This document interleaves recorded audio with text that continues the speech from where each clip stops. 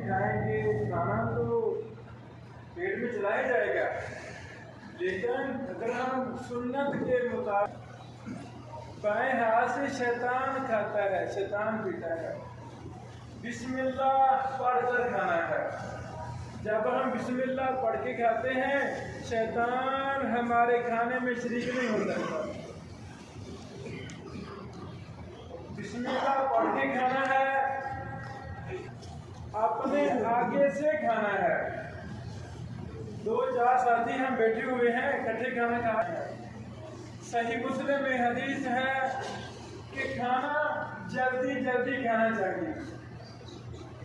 ये नहीं ज्यादा आधा घंटा खाना खाता रहे, बातें भी कर रहा है, खाना भी खा रहा है, नहीं। जरूरी बात हम कर सकते हैं, लेकिन ज्यादा नहीं करनी चाहिए। हजरात गिरामी, पानी जैसे मर्जी आप पिए।